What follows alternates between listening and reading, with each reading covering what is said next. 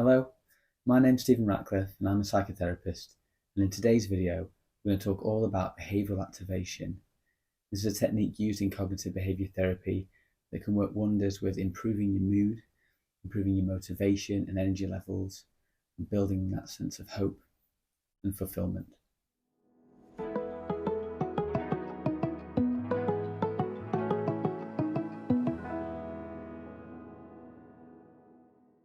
So first off, we're going to talk about low mood and depression and how that impacts on our well-being. And then we're also going to talk a bit about the vicious cycles we can find ourselves in, the way we think about things, the way we're feeling, and how that impacts on the way we react and our behaviours. And then we're going to talk about how behavioural activation works and how this method can really help improve your motivation and energy levels and improve the way you feel. And then at the end, I'm going to invite you to try a practical assignment, sort of some homework that you can take away and have a little think about and maybe put into practice. That might also help you and help your mood. So when we're struggling with low mood and depression, we can often get symptoms of losing interest in things that we used to enjoy. We might lose our routines, our structure to our day. We find that our appetite changes. We might be eating more, we might be eating less.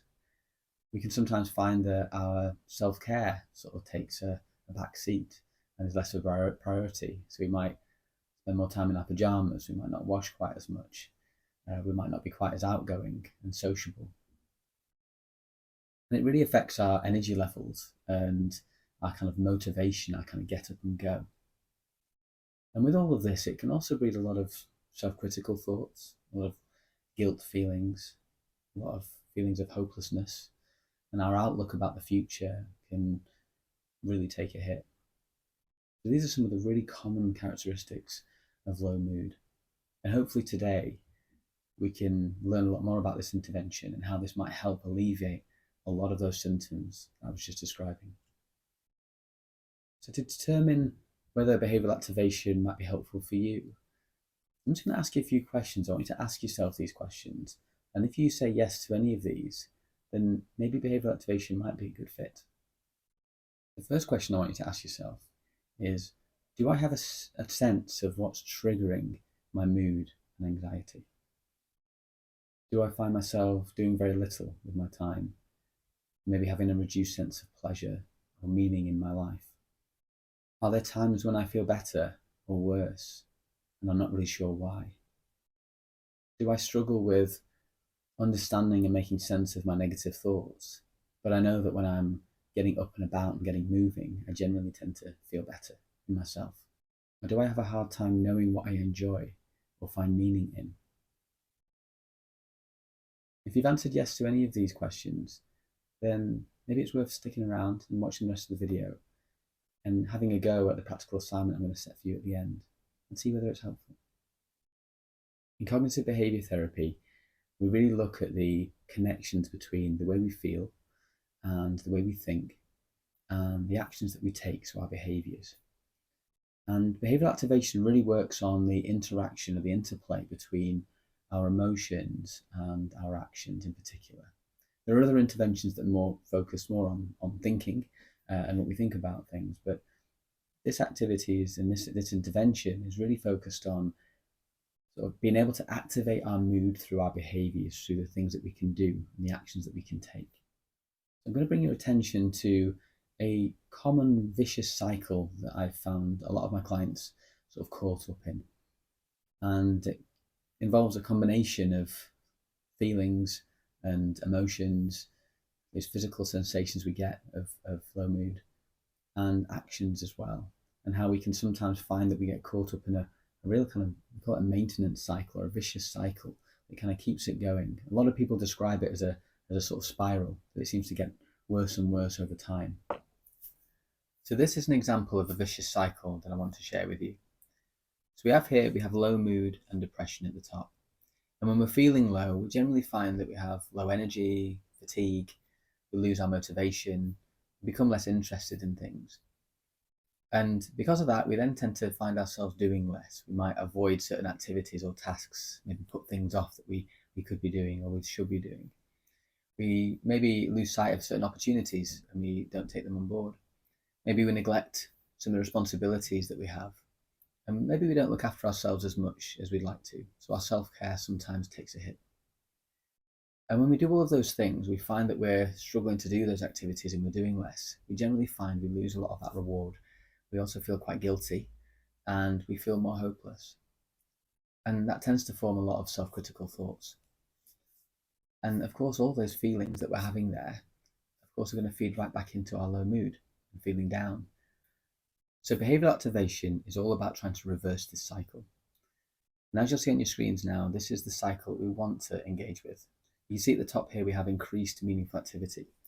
So increasing our activity, and as I mentioned there, meaningful activity, that means anything that gives us a sense of reward, a sense of pleasure, enjoyment, a sense of closeness with other people, or a sense of achievement. If we're able to engage in activities like that, then you're going to find it has a knock-on effect with our mood. And you can see here, when we do focus on meaningful activity, we find that we feel more confident, we feel less guilty, we feel a bit more constructive, with our day, we feel more hopeful, more optimistic.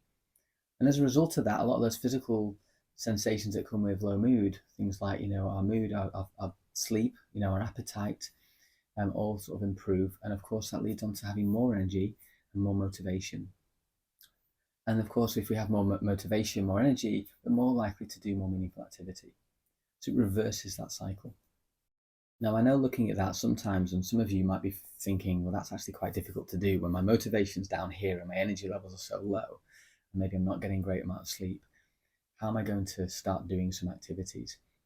So it's really important that you start small. Start with some small building structure, building routines. It could be just as simple as getting up, having a shower, getting dressed every morning. Just small things that you can introduce into your day to give you some structure is a really helpful starting step. But I assure you, the more you're able to build on this, this will start to snowball and this will improve, and you'll notice differences in your mood if you can engage in this process. Now, when finding meaningful activity, it's really helpful to identify what's important to you, because we all have different values and we have different importance on various values in our life. So I guess an example of values can be, my family and friendships, and it could be sort of my career, hobbies and interests, spirituality and religion. There's lots of different kind of values that we can have in our lives, and we all hold a certain amount of importance with each of those, and everyone's a bit different. So it's really important to bear that in mind, because when you're setting a goal for yourself, if it's not in line with what's important to you, then there's little point in setting it, because you're probably either not going to do it, or you're not going to find it's very enjoyable, or you get much out of it. So I guess an example of that might be if, for example, I really didn't value kind of keeping fit and my own kind of physical health, being fit and healthy. That wasn't really important to me. Let's imagine that.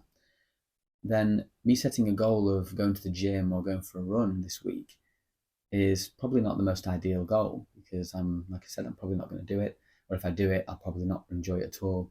So it won't really give me much fulfillment.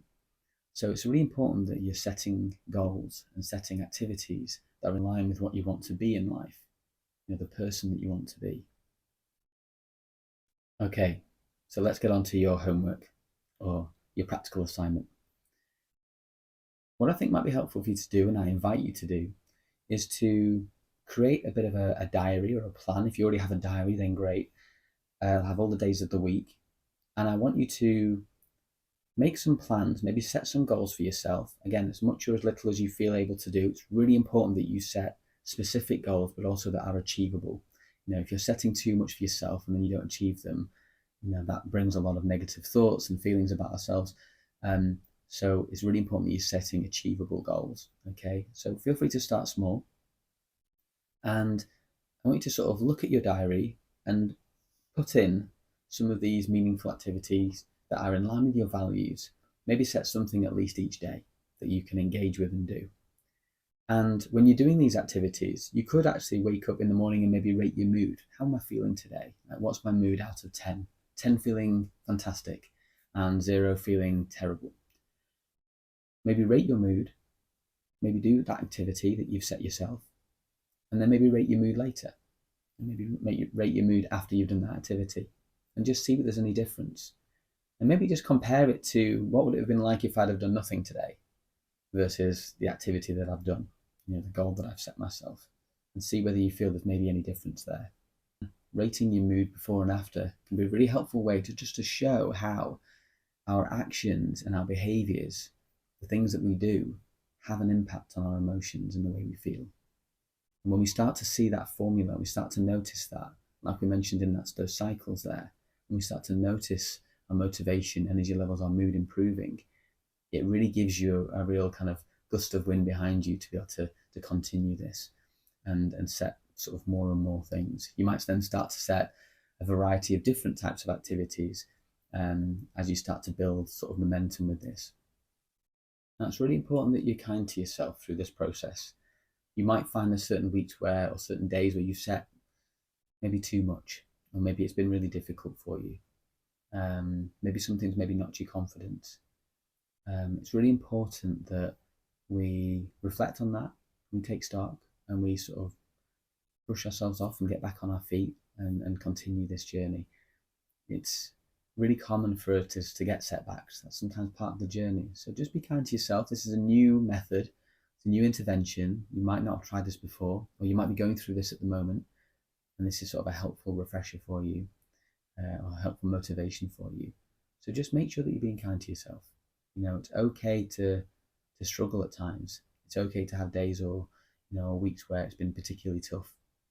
You've had some setbacks.